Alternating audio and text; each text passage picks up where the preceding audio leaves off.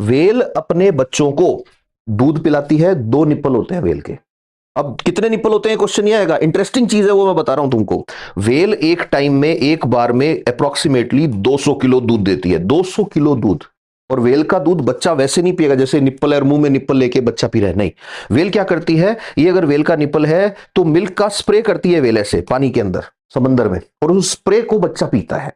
अब 2 quintal milk का spray पूरे दिन में वो कर रही है और बच्चा पी रहा है, तो मिल्क तो आपका जवाब ही होना चाहिए सर पानी में घुल जाना चाहिए। यहां सीक्रेट है उसके कॉम्पोजिशन में। वेल का जो मिल्क होता है, वेल के मिल्क में अप्रोक्सीमेटली 40% से 50% तक फैट होता है। हमने जब पहली बार पढ़ा था तो मेरे तो ये याद आया, मैंने कहा यार गांव में भैंस का दूध, गाय का दूध डेयरी पे लेके जाते हैं तो होता क्या है, मान लो 10% फैट है, 8% फैट है, तो उसमें अप्रोक्सीमेटली 10% फैट वाला दूध जो है वो 80 रुपए लीटर के आसपास बिकता है। 5-6% फैट वाला दूध जो है वो गांव के अंदर आराम से 40-45 रुपए लीटर बिक जाता है। ये मैं सरकारी डेयरी की बात कर रहा हूं। तो मतलब फैट जो है वो अप्रोक्सीमेटली 1% फैट है तो वो दूध 8 रुपए लीटर बिकेगा। अब यहां 50% फैट है तो मतलब भेल का दूध 400 रुपए लीटर है।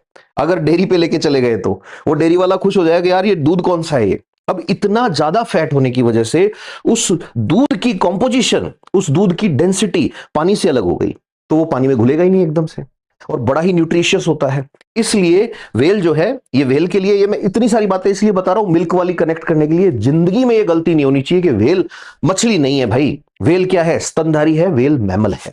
ये क्यों है, अब तो तुम्हें ये भी पता है ना वेल का दूध क्या रेट मिलेगा, तो हाँ पालो, अच्छा आइडिया है। नहीं नहीं, दूध तो 200 लीटर दे देगी वो। अब ये भी याद रखना 4 क्विंटल मीट भी खाएगी एक दिन का, पाल के देख लो।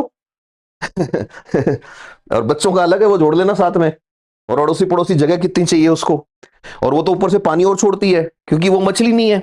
तो वेल के पास सांस लेने के लिए वो भी नहीं है, यहां स्लिट जो होते हैं, गिल्स नहीं है उसके पास।